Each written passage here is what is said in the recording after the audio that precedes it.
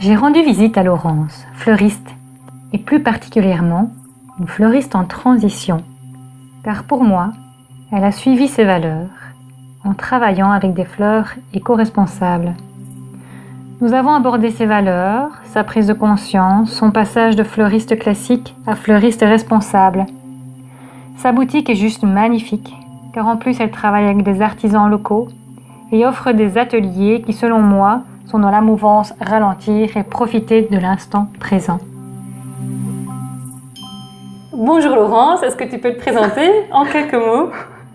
Oui, bonjour, donc je m'appelle Laurence, je suis fleuriste, je suis mariée, j'ai une fille qui vient d'avoir 18 ans, il y a une semaine exactement. Et qu'est-ce qui t'a donné l'envie de devenir fleuriste? Alors j'ai toujours eu envie d'être fleuriste depuis toute petite, mais c'est vrai que j'ai fait un passage par une dizaine d'années comme logopède, et puis j'ai repris des études quand j'attendais ma fille. À ce moment-là, comme ça, je combinais études et le fait de m'occuper d'elle. Et puis, je me suis rapidement installée. J'ai rapidement eu ma boutique par la suite. Et quelles sont tes particularités en tant que fleuriste? Donc, j'ai travaillé 10 ans comme fleuriste, je veux dire, classique. Mais depuis un peu plus de 2 ans maintenant, je travaille avec des fleurs éco-responsables. Donc voilà, j'ai d'abord, en terminant avec les fleurs classiques, j'ai d'abord combiné un peu les deux, les fleurs traditionnelles et les fleurs éco-responsables. Et puis pour ne plus travailler qu'avec avec le local et les fleurs bio depuis...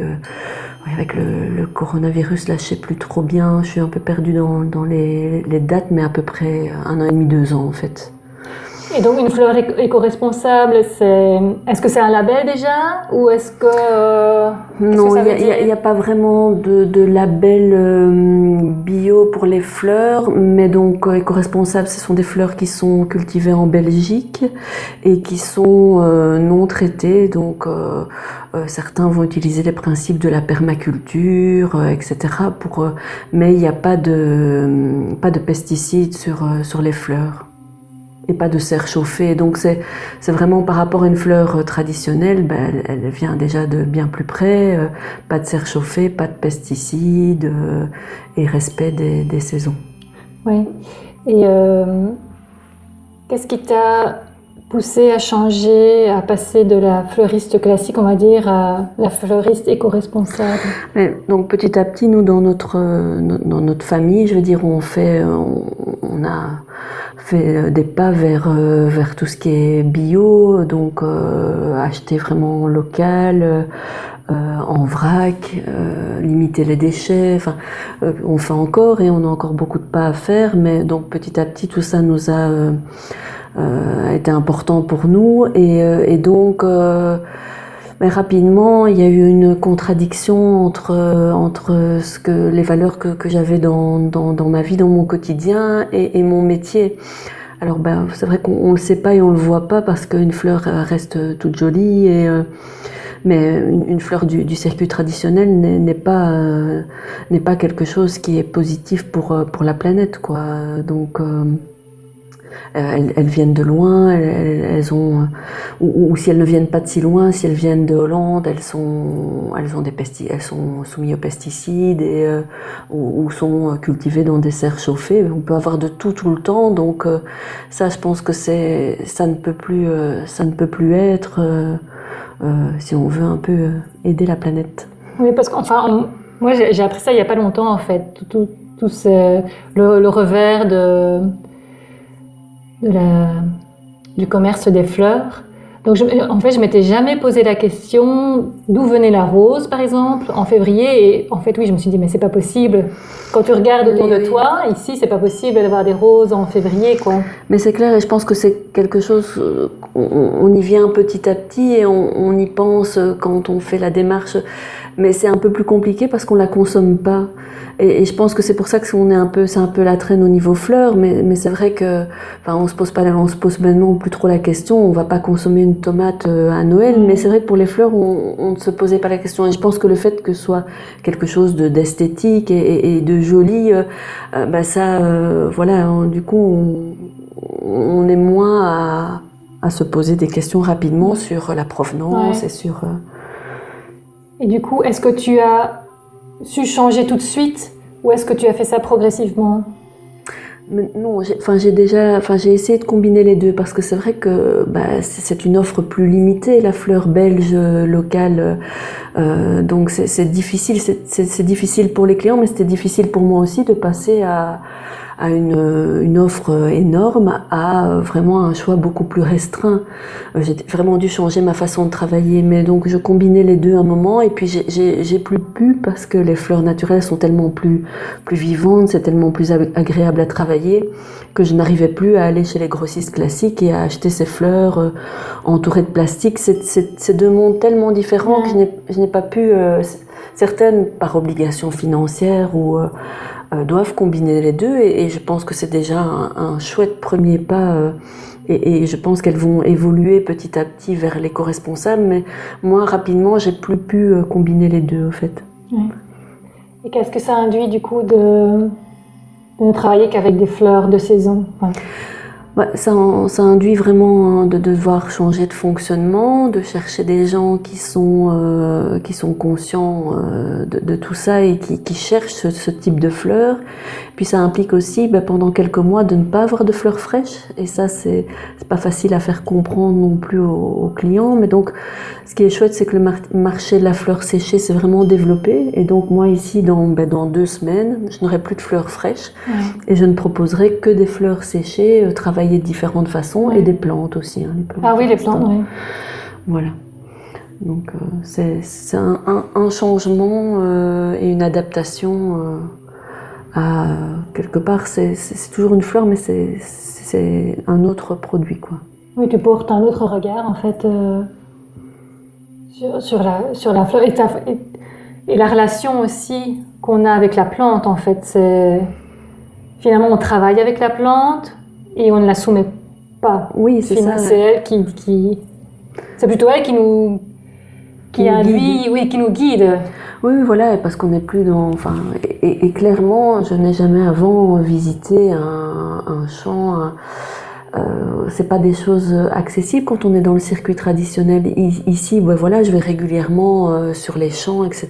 Et donc, oui, c'est elle qui nous propose. Et puis, nous, on travaille avec ce qu'elle veut bien et ce que la météo veut bien aussi. Et donc, c'est une adaptation à la nature plutôt que de demander à la nature de s'adapter à nous. Ouais. Et je pense que ça, c'est à ça qu'il faut revenir. C'est vraiment un partenariat, oui, avec ce que l'environnement nous propose, plutôt que d'aller pomper et de vouloir plus que ce qu'elle ne veut bien nous donner, en fait. Oui, c'est une des bases de la permaculture, du coup. Et tu travailles rien qu'avec des permaculteurs ou avec d'autres personnes? Non, pas uniquement. Donc, il y a Cindy du Fabuleux Jardin qui est un jardin en permaculture. Et donc, là, elle me fournit un peu toutes les semaines ce que son jardin veut bien offrir. Et puis, il y a des cultures plus classiques, je vais dire, mais avec des principes de permaculture. Mais voilà, des cultures un peu plus mixtes, je vais dire. Voilà. Et du coup, tu travailles avec ces deux personnes-là et tu avais parlé de collectif à Bruxelles. Donc, je travaille avec Cindy, avec Magali, donc les Fleurs de Mag, ça c'est près de Wavre. Et le collectif à Bruxelles, c'est Marie Poppies. Donc, c'est deux jeunes femmes il y a un peu plus d'un an, 2 ans maintenant, ont décidé de regrouper différents floriculteurs pour pouvoir proposer aux fleuristes d'aller se fournir. Parce que c'est vrai que la difficulté au tout début, et encore maintenant, c'est d'aller sur un champ, puis sur l'autre. Ouais. Ça prend énormément de temps, même si c'est très gai. C'est vrai qu'après, il faut vendre. Donc, l'idée de regrouper en un endroit la proposition. Donc, je commande en début de semaine sur Internet. Elles envoient aux floriculteurs leurs commandes et c'est coupé le mercredi, le jeudi, en fonction des commandes qu'ils ont. Et moi, le jeudi matin, je vais chercher mes fleurs à Bruxelles. Donc. Okay. Et du coup, quelles sont tes valeurs? On a déjà parlé. Oui, c'est ça, c'est ce que m'apportent ces fleurs-là aussi, c'est vraiment de remettre de l'humain dans le travail, au fait, moins de consommation, plus de respect et des gens avec qui on travaille et de la nature, et donc c'est vraiment ça qui est important pour moi, voilà, dans ma vie et dans mon travail, avec de nouveau encore plein de pas et de progrès à faire, mais d'avancer petit à petit vers cet objectif-là, voilà, ça m'apporte beaucoup de bonheur dans mon travail, dans ma vie. Et tu m'as dit que tu visitais les festivals de jardin. Est-ce que tu achètes des fois des plantes en te disant tiens, je vais la mettre dans mes bouquets, celle-là? Oui, mais j'ai pas encore fait beaucoup. Ça, c'est vrai que parfois mon jardin, enfin cette année j'ai eu plein, par exemple d'origan qui a poussé tout seul, et donc j'en ai séché et j'en mettais aussi un peu dans mes bouquets, mais j'ai pas encore, je ne prends pas encore beaucoup le temps de cultiver. C'est vrai que mon jardin me propose certaines choses, mais parce que c'est un métier à part entière, je pense, et que c'est vraiment pour moi difficile de faire les deux, et, et j'aime bien ce partenariat avec d'autres personnes pour qui c'est leur métier et qui font ça très très bien, et je pense que voilà, on ne sait pas tout faire soi-même, c'est compliqué, donc avoir quelques petites choses que je peux ajouter moi dans mon jardin, c'est très gai au fait, mais je ne pense pas un jour cultiver moi-même toutes mes fleurs, c'est pas mon objectif au fait. C'est un peu comme quand moi j'allais chez le maraîcher et que je cherchais mes légumes pour les soupes. Il me disait tiens, tu peux essayer ça se cuisine comme ça. Est-ce qu'elles font aussi oui, ça, bien sûr. Et l'une d'entre elles, enfin même deux, font des petites pépinières. Donc oui, je reviens parfois avec des plantes et je pourrais développer ce côté-là, mais voilà, c'est plus pour moi, pour la beauté de mon jardin et parce que c'est très gai de découvrir d'autres choses. Mais pas spécialement dans un premier temps pour faire mon travail, je vais dire. Et du coup, qu'est-ce que tu proposes à part la boutique? Et donc, la boutique, c'est vraiment, je n'ouvre que le vendredi après-midi. Comme ça, j'essaie vraiment de travailler sur commande. Les gens peuvent venir chercher leur bouquet en saison des fleurs fraîches. Et donc, je fais des dépôts dans 3 magasins, une petite épicerie locale à Thieuzy, le Joli Frais. Et puis 2 magasins vraiment là, plus bio et aussi bio local, le Bébé Comptoir et Georgette Ciboulette. Donc là, je fais des dépôts de bouquets. Et puis, je travaille aussi avec un petit marché de quartier à Saint-Denis. Et voilà. Et donc, mon travail, c'est vrai, en grosse partie maintenant sur commande. Et ce qui permet vraiment de mieux gérer les stocks, parce que c'est vraiment quand même une grosse difficulté du métier de fleuriste, quelles que soient les fleurs qu'on utilise. Et là, je voulais aussi vraiment avoir une chouette petite proposition, mais plus limitée pour ne pas jeter, surconsommer. Et voilà, c'est être plus dans le... Oui, peut-être moins, c'est moins de choix, mais c'est plus ciblé, quoi. Oui. Et du coup, là, les fleurs séchées jusqu'au printemps? Les fleurs séchées et donc les plantes en parallèle, parce que moi, les fleurs séchées, c'est quand même aussi de nouveau... ça ne touche pas tout le monde. Il faut quand même, quand on a un commerce, un peu se diversifier. Sinon, là, j'ai déjà beaucoup restreint et bon, c'est pas toujours évident. Mais donc, et alors, je travaille aussi avec des créateurs. Donc, par exemple, un céramiste. Enfin, j'aime beaucoup proposer. Si je propose un peu d'accessoires, ce sera des choses de créateurs pour continuer. Enfin, cette idée de collaboration, d'échange et de local aussi, dans la mesure du possible, quoi. Oui, tu as fait les pots avec Émilie, la photographe. Est-ce que c'est Émilie qui a fait... Oui, voilà, des petits pots, c'est de la récup de boîtes de conserve, et Émilie les décors d'une super jolie photo, et puis moi je vais mettre une petite plante, donc ça c'est gai, c'est toujours dans l'idée récup, et c'est à chaque fois un bon moment qu'on passe dans le choix de ces photos, et ça en fait des petits cadeaux sympas. On change en fonction des saisons, donc oui, c'est toujours ce genre de collaboration que j'aime beaucoup, quoi, qui c'est vraiment à petite échelle, et dans l'échange et dans la créativité. Voilà. Et tu donnes des ateliers aussi? Oui, et les ateliers, ça c'est une autre partie de mon boulot que j'aime beaucoup aussi. Pour le moment, par les conditions imposées, tout ça, ce sont des ateliers en petit comité, mais je vois que ça répond à une attente. C'est du coup très dans le calme. C'est souvent maman-fille ou deux amis ou un petit trio. Et donc c'est en petits groupes, et c'est voilà, une petite bulle, un petit moment où on fait quelque chose qu'on ramène chez soi, et ça c'est toujours gai. Je pense que oui, c'est quelque chose qui est vraiment dans l'air du temps. Les gens aiment créer et faire de leurs mains, changer de leur activité aussi de tous les jours, et voilà, avoir des moments de détente. Et qu'est-ce que vous faites en atelier alors? Mais ici, ça va être principalement des petites couronnes de fleurs séchées, donc qu'on peut adapter un peu à son intérieur. Je propose aussi prochainement des petits photophores en macramé. Donc là, on utilise une autre technique, et puis on vient fleurir avec un petit bouquet de fleurs séchées. Donc voilà, c'est des techniques un peu mixtes pour mettre les fleurs. Après, il y aura un petit peu de création pour Noël, mais là, ce sera par exemple avec du sapin aussi local, des petites couronnes de sapin traditionnelles, je vais dire. Et l'année passée, par exemple, j'ai fait une couronne dans le jardin d'Émilie, justement, la photographe, avec son sapin qu'elle utilisait après pour ses séances photos, parce que voilà, comme ça, on utilisait ce qu'elle avait dans le jardin, et plutôt que d'acheter et de faire venir de loin ce genre de choses. Donc voilà, c'est... Et pour toi, c'est quoi ralentir?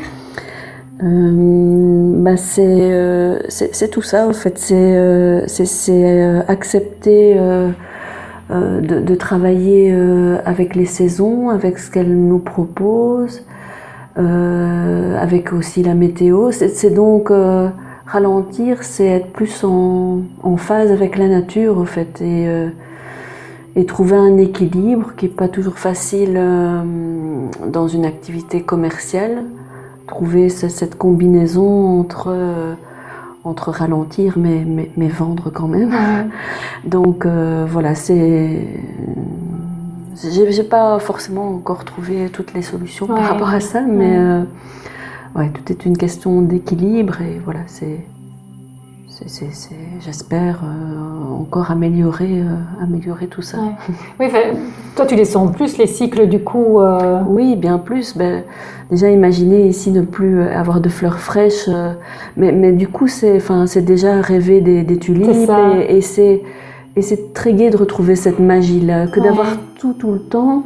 Il n'y a plus cette attente, cette pause, et quand on travaille avec la nature, vraiment, je pense que retrouver ça, c'est vraiment très gai, au fait. Il y a une impatience, hein. Je sais qu'en février-mars, là, ce sera terrible.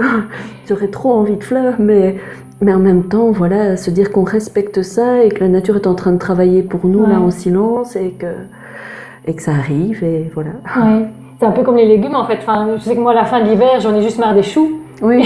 J'ai juste envie de légumes frais, et puis de tomates, Mais on retrouve le plaisir de retrouver tout ça quand justement il y a une attente. Si on a des tulipes tout le temps, et c'est vrai que dans la floristerie classique, on en a presque dès novembre, et ça ne fait qu'augmenter les moments où on peut avoir tout le temps. Mais je pense qu'alors on perd le plaisir, et on perd une notion vraiment importante, quoi, de redécouvrir, de s'émerveiller à nouveau quand ça y est, elles sont là, les premières tulipes.